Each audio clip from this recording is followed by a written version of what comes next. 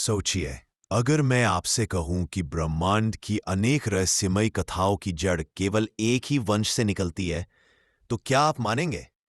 हैरानी की बात यह है कि यही सच है, क्योंकि ये वंश है ऋषि मरीचि और उनके पुत्र ऋषि कश्यप का।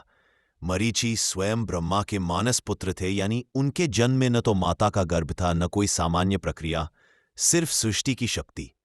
उनके पुत्र कश्यप जी को देवताओं, दानवों, नागों, यक्षों, अप्सराओं और यहां तक कि मनुष्यों तक का पिता कहा जाता है। दरअसल कश्यप जी की पत्नियां ही इस रहस्य की असली चाबी है। दिति से असुरों का जन्म हुआ, अदिति से देवताओं का, कद्रू से नाग, विनता से गरुड़ और अरुण, सुरसा से राक्षस, ताम्रा से पक्षी और यहां तक कि मनुष्य भी इसी वंश परंपरा से जुड़े। सोचिए, एक ही ऋषि के बीज से पूरे ब्रह्मांड की जातियां और प्राणी कैसे उत्पन्न हो गए? क्या यह संयोग था या सृष्टि का कोई बड़ा रहस्य?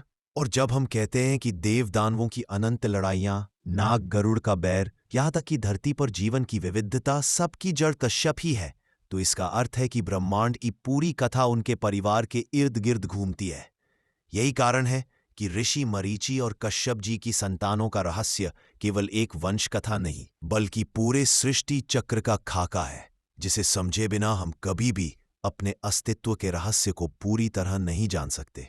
अगर आपको ये वीडियो अच्छा लगा हो तो इसे लाइक कीजिए, शेयर कीजिए और चैनल जरूर सब्सक्राइब कीजिए।